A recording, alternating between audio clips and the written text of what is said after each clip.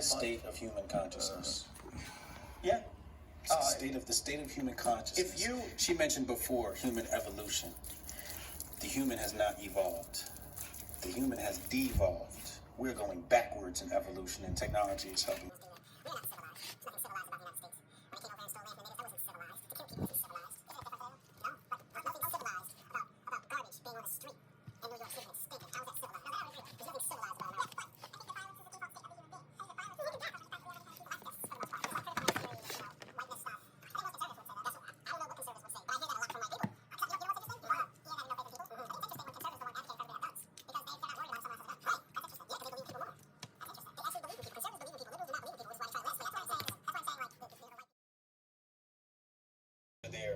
Here's the difference.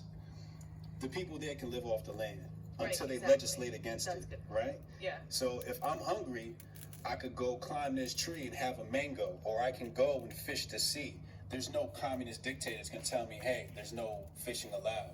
I watch the people with my own two eyes live off the land, catch crab, catch fish, and catch coconut. So it's really interesting that you bring that up because catch coconut. He talks about the reason that people who lived in the north, people who ended up being white Scandinavians, having a sense of preparation and needing to sacrifice for the future, because if they didn't, they'd die in the winter. Correct. Whereas in the African, around the equator, you're warm, you could just drop it by the side of the road, it would grow 2 weeks later and be good to go. Facts. And he said that this affected our culture very deeply. Yes. But Thomas Sowell is my strongest influencer. He's the person who makes me think. What about East Asia? Here's the thing, right? I was hanging out in North Dakota talking to some of these leftists at the North Dakota Access Pipeline protest, and this guy started telling me, long story short, I said, I've got to make it. Yeah, taking the women, you know what I mean? But I mean, we have to question our own psyche before we even pontificate upon history and the records that we read. We gotta check ourselves. We can't just say that because I read in a book that human consciousness begins at violence. You can't accept that. You can't accept that just simply for the pure health of the race, the human race. I don't think that it's good. I think our current situation is better, which was what makes me think that we have evolved. Our current situation is better relative to the time. Right. Right? I would disagree in some ways, and I would agree in some ways, right? It's better because you're living in it. Right. Right? And what you read about the old times seems like it's all bad, and I'm like, I don't know. I take a time machine back. I might be all right. No, you have to do it on all the sides. I got my girlfriend that nobody wants because I live in the middle of nowhere. Right. Whereas today, I might have to compete with 20 other dudes on Instagram who got money and is DMing her. Life was simpler back then. Right. You know what's crazy about I'm watching these movies, like period pieces from like, 1700s, is that nothing happened. Okay. Relative to today, where every day there's something crazy going on. Right. Back then, you'd wake up, tend to the The way it chickens, smells. till the field or whatever, I don't like about the your way work. it smells too. And then it was like once a month when the post rider came by. And you were like, wow, that happened 3 months ago, huh? That's crazy. Right. There was court drama back then. The King's Court where all the drama What do you was. think that does for human consciousness? Aren't you zenned out? What do people do now when they want to get zenned out? They go to Colorado.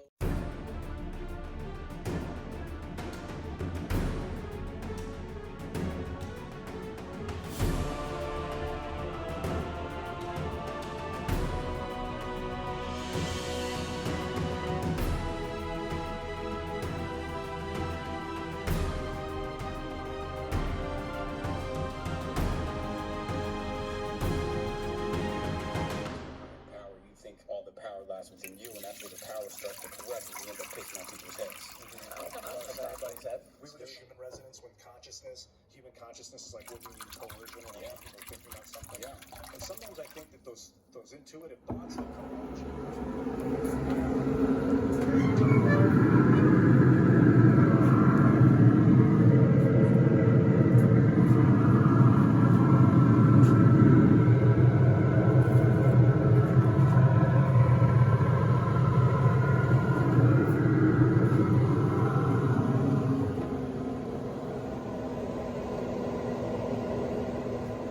Now that we let this thing sweat out a little bit, you can see the moisture has come up.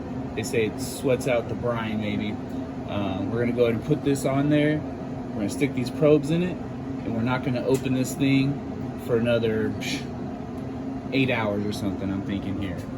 What time is it? It's almost 11 o'clock at night. This is the perfect time for this to go on. Let's go ahead and do this. Why is that bowl in there? Because it's like a steamy moisture.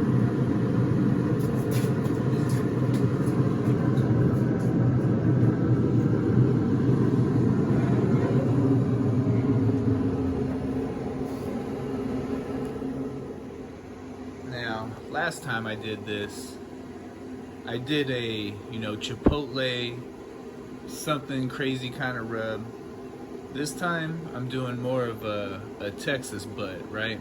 That's, as you can tell by all the pepper and extra salt and garlic that I sprinkled on it at the beginning, to make it extra peppery. I guess, Texas Smokehouse type stuff is extra peppery bark to it. So, normally, I would take this thing out when it's internal temperature of 165, and I'd wrap it in foil and throw it back in there until the internal temperature reaches 195. Well, this time, because I want to just see what it's like to just let it blast straight through, I got it at 225. I'm gonna let it stay 225 all the way through this time. I'm gonna leave it on there. We put it on at about 11 o'clock at night. When I wake up in the morning about 8 or so, I'll come check it. But, the probes are in there, so if it started to reach an internal temperature where I set the alarms to text me, it would text me and let me know that, you know, my meat's already there, I need to wake the hell up. Hopefully I would wake up and get out here. So I'm gonna set those at 195, these probes to alert me at 195, and just take it off straight from there. I'll throw it in the, I'll wrap it with foil at that point when it's at 195 IT, and we'll wrap it up in a big beach towel and let it rest for a couple hours. But for now, this is just a long smoke, slow cook, nothing else to see here. See you guys in the morning.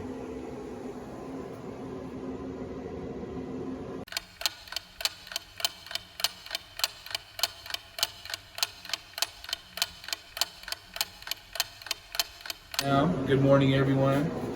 Temperature's riding at 225 still, as you can see. The probes are a little off from each other. I'm feeling that higher one is probably close to the bone, so I'm gonna get in there and fix it. But I came out in the middle of the night, decided to flip this thing over for once and try something different, because I noticed the bottom looks a little weirder.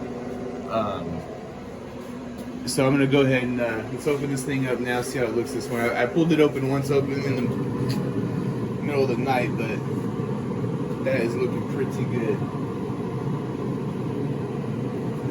I get it flipped back over to its original state. I moved it off the center of the heat for a while there. Now I'm gonna put it back.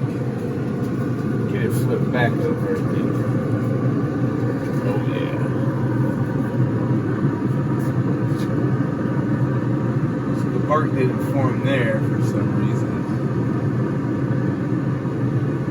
Everywhere else seems to be looking pretty good. Get some more water in her pan maybe. Just like now. Woo! That's tender. There's a bone right there. Ah. Man, bone. No bone. Okay. Set up a screen for the front field. It's Gage who's got the catch, and Gage goes nowhere. Well played. Gardner Johnson and DeMar. All right, so we're getting close to time here. It's got an alert that my pork butt has gotten to almost 195 degrees. So I've created this foil cocoon since we bought such narrow made foil. I made this little foil cocoon for the butt to go into that will sit and get wrapped up in here tightly. You don't want any air inside of there to create like a steam vacuum in there, so you want to make sure that you wrap it as close to the outside of it as possible, and we'll get to doing that next. Okay, so it's been about 13 hours now. I got the notification, as you saw, that my meat's ready here. Let's take a look at how it looks. It is looking beautiful. As you saw on the temperature gauge there, I kicked it up to 250 at the end there to get the last couple of degrees out of the one side that was showing lower on the probe. But we're there now. I'm gonna go ahead and remove this. Get it onto this thing.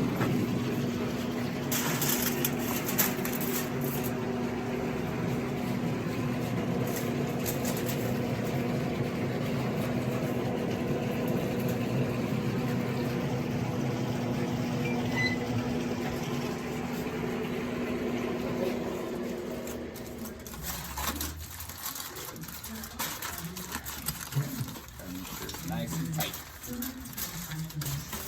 He likes it tight.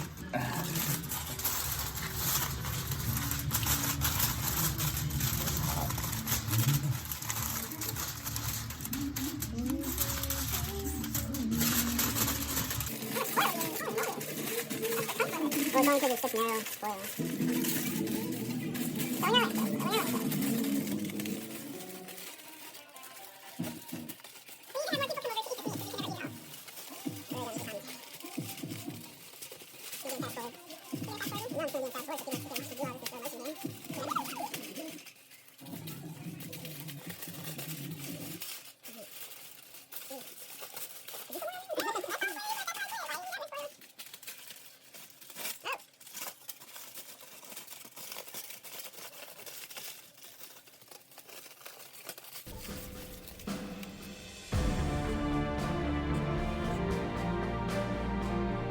Alright, so now that we got this thing all wrapped up, we're gonna stick it in a beach towel over here. We're gonna wrap it in here and let it sit for a good 2 hours at least.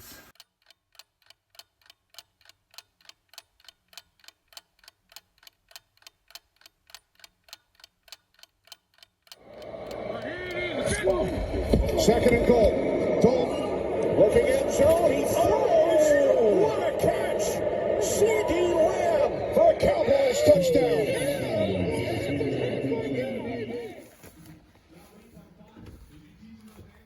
All right. Sat there for about 2 hours now. So it's time to see what we got. You ready?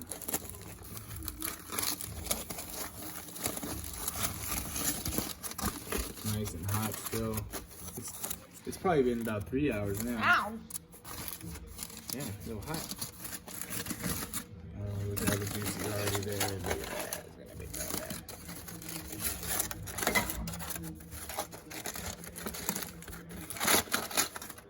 It's like a Russian doll, just keep on unraveling. And another one. Oh my goodness. Oh, wow. Dang, that smells so good. Dang, you know, Wow. look how it's all glazy. Woo. Wow.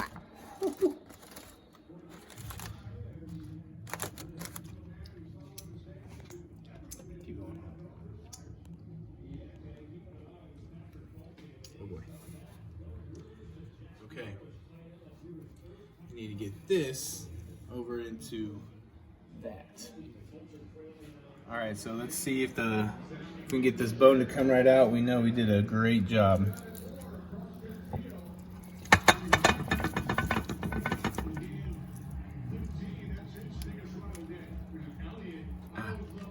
Oh, the glaze caught it right there.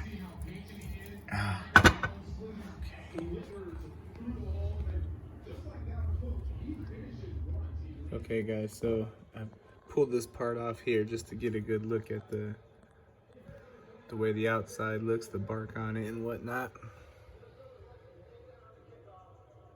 Looks pretty good. The rub I put on top of it created a glaze type of substance on the top that's like pretty sweet tasting and just amazing. Let's go ahead and take a bite of this thing.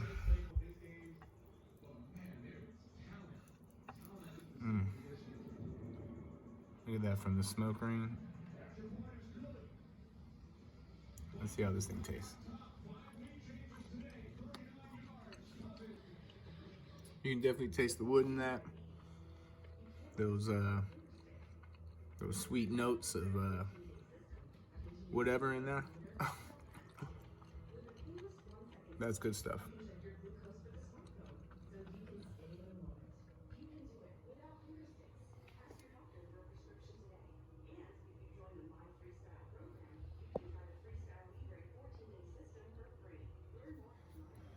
All right, let's get the shredding this thing up. It's been resting long. Just pull it apart here.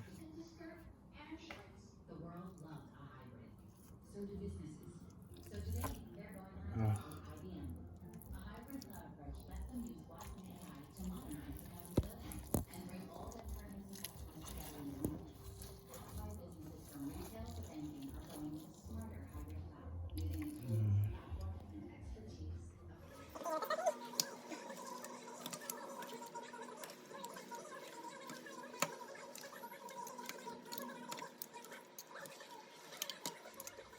All right, so we'll be doing two different types of sandwiches here.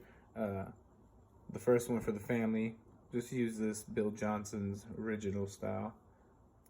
And as you saw before, we're gonna use the hot and spicy one for my sandwiches. But I got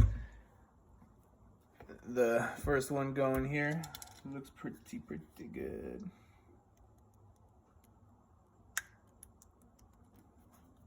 You know what I'm saying?